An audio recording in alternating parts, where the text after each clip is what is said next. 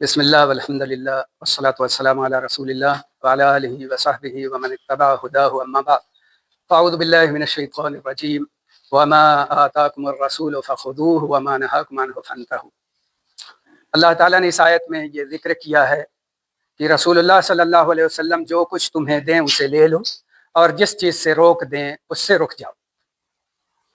آج کا درس مختصراً نماز جنازہ کے تعلق سے ہے کہ ایک مسلمان محترم ہے اپنی زندگی میں بھی اور وفات کے بعد بھی، اور اسی لیے اس کو غسل دیا جاتا ہے، خوشبو لگائی جاتی ہے، اس کا احترام کیا جاتا ہے اور اس کی نماز جنازہ پڑھی جاتی ہے، اور تمام مسلمانوں کی نماز جنازہ پڑھی جائے گی، چاہے وہ اچھے اور نیک ہوں یا برے اور گنہگار ہوں، کیونکہ یہ نماز جنازہ دعا ہے جس میں اس کے لیے مغفرت کی دعا کی جاتی ہے۔ تو جب تک کوئی آدمی مسلم ہے اور اسلام کی حالت میں اس کی وفات ہوئی ہے، اس کی نماز جنازہ پڑھی جائے گی۔ یہاں تک کہ چور، ڈاکو، ظالم، گنہگار بھی ہیں لیکن وہ مسلمان تھے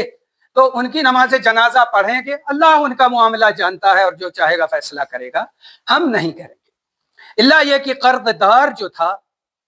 اس کی نماز جنازہ آپ نے نہیں پڑھائی اور کہا تم لوگ پڑھ لو صحابہ سے، تو صحابہ کے لیے یہ بات بہت گراں گزری، تو نبی صلی اللہ علیہ وسلم خاموش رہے۔ اس شخص نے پوچھا کہ کتنا قرض ہے اس کے اوپر، اور غالباً 2 درہم تھا، تو اس شخص نے کہا کہ میں ادا کر دوں گا۔ نبی صلی اللہ علیہ وسلم کچھ دیر رکے رہے تو پوچھا کیا ادا کر دیا؟ کہا ہاں، تو آپ نے اس کی نماز جنازہ پڑھائی۔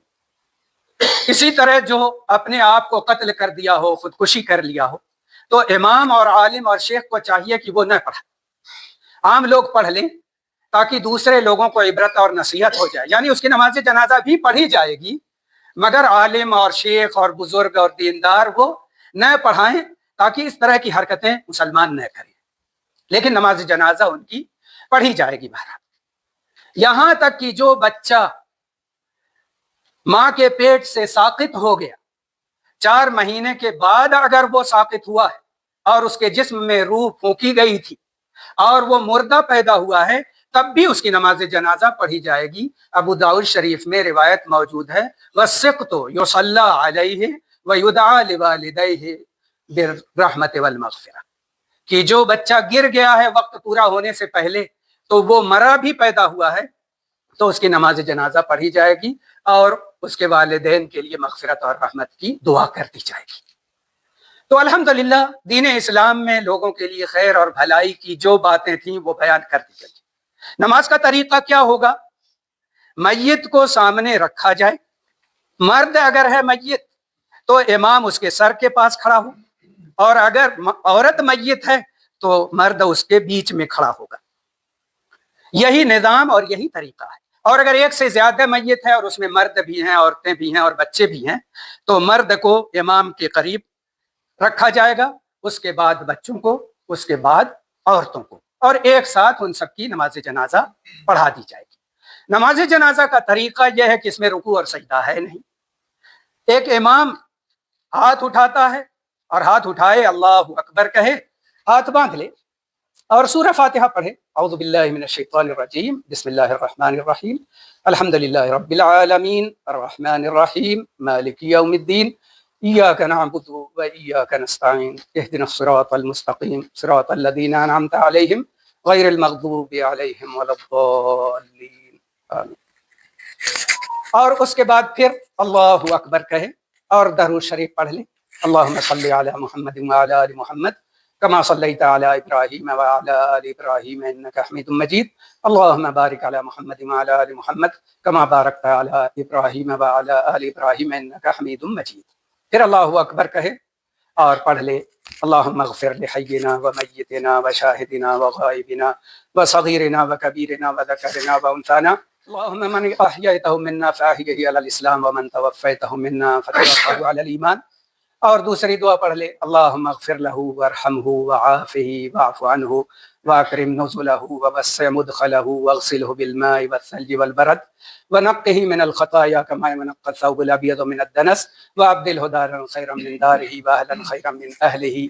وزوجا خیرا من زوجہ وادخلہ الجنہ وعیدہ من عذاب القبر ومن عذاب النار۔ اور پھر اللہ اکبر کہے اور اس کے بعد تھوڑا سا رکے اور سلام پھیر دے السلام علیکم ورحمۃ اللہ، اور اگر چاہے تو دونوں طرف سلام پھیر دے السلام علیکم ورحمۃ اللہ۔ یہ ہے نماز جنازہ کا طریقہ۔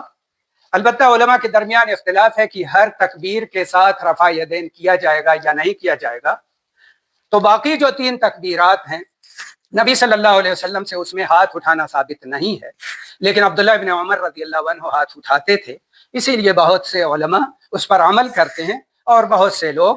صرف پہلی تکبیر میں ہاتھ اٹھاتے ہیں۔ شیخ البانی کہتے ہیں کہ اگر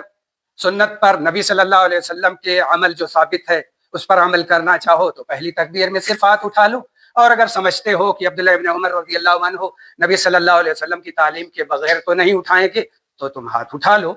اس لیے دونوں کیفیتوں میں کوئی حرج نہیں۔ اسی طرح سلام ایک طرف پھیرنے کی روایت بھی موجود ہے اور دونوں طرف سلام پھیرنے کی روایت بھی موجود ہے، تو اگر ایک طرف آپ سلام پھیریں تو بھی جائز و درست ہے، اور اگر دونوں طرف سلام پھیر دیں تو بھی جائز اور درست ہے۔ اللہ توفیق دے۔ کیا جنازے کے بعد بھی اجتماع دعا کرائی گئی ہے جس طرح سے ہمارے ادھر ہوتی ہے؟ جنازے کے بعد اجتماعی دعا کا کوئی ذکر نہیں ہے، البتہ نبی صلی اللہ علیہ وسلم نے میت کو دفنانے کے بعد یہ کہا ہے کہ اس کے لیے ثبات قدمی کی دعا کرو، ابھی اس سے سوال کیا جائے گا۔ اس میں اجتماعی وغیرہ کا ذکر نہیں، لیکن یہ ہے کہ میت کو دفنانے کے بعد پھر اس کے لیے کچھ دیر رکنا چاہیے اور اس کے لیے دعائیں وغیرہ کرنا چاہیے۔ اونٹ ذبح ہونے تک جو ہے وہاں پہ رکنا ہے اور اس کے لیے دعا کرنی ہے جتنی دیر میں اونٹ ذبح۔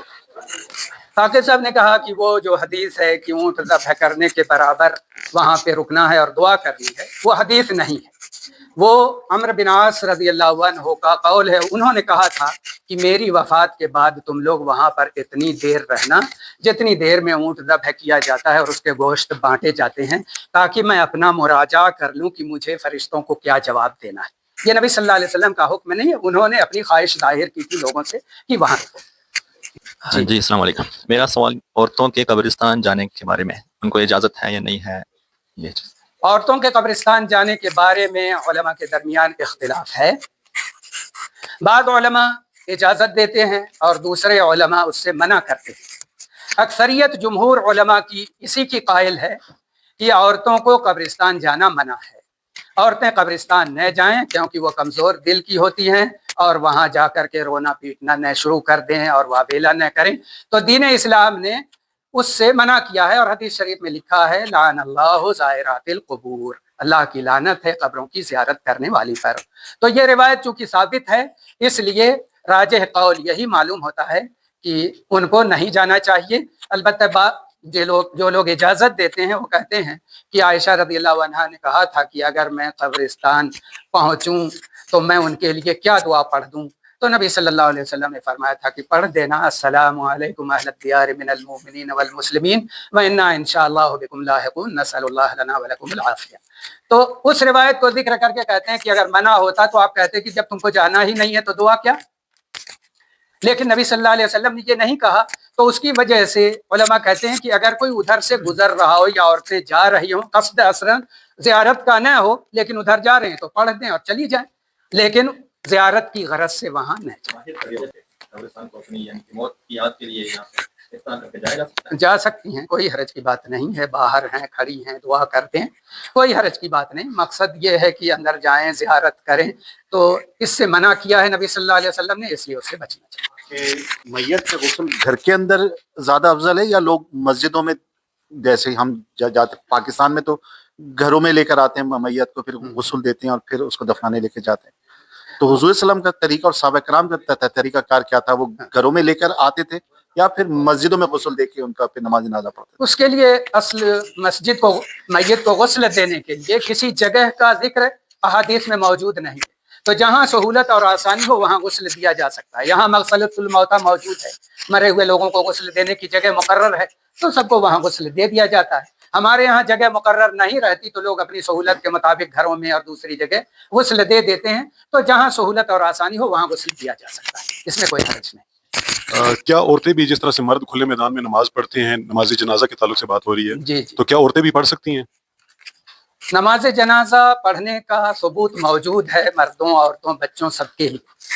اور پھر مسجد نبوی میں نماز جنازہ ہوتی تھی تو نبی صلی اللہ علیہ وسلم اس میں نماز پڑھاتے تھے، اور مرد بھی پڑھتے تھے اور عورتیں اور بچے بھی رہتے تھے تو وہ سب پڑھتے تھے، تو اس کے لیے جواز ثابت ہوتا ہے، صرف قبرستان جانے سے منع کیا گیا ہے۔ میرا سوال تھا کہ کھلے میدان میں، جس طرح سے ہمارے ادھر کھلے میدانوں میں ہوتا ہے، کھیتوں میں ہوتا ہے، ہاں تو کیا عورتیں بھی اس میں شامل ہو سکتی ہیں؟ مسجدوں میں تو عام ہے کہ ہو سکتا ہے، جی تو یہاں بھی دیکھنے میں آتا ہے، لیکن ہمارے ملکوں کے ہاں، اگر گھروں کے قریب ہے اور سب لوگ اکٹھا ہوئے ہیں اور ان کے لیے انتظام ہے تو انشاءاللہ حرج نہیں ہوگا، لیکن عام جو مسلمانوں کا طریقہ ہے وہ یہی کہ مسلمان اکٹھا ہوں اور مرد اکٹھا ہوں اور وہ نماز پڑھیں۔ عورتوں کو اس میں لے جایا نہیں جاتا تھا، اور عورتیں بھی عام طور سے جاتی نہیں تھیں، نبی صلی اللہ علیہ وسلم اور صحابہ کے زمانے میں بھی صرف مسجدوں میں اس کا ذکر موجود ہے۔ اس لیے بہتر ہے کہ باہر میدان وغیرہ میں جہاں لوگ اکٹھا ہوتے ہیں عورتیں جانے سے پرہیز کریں۔ جزاک اللہ۔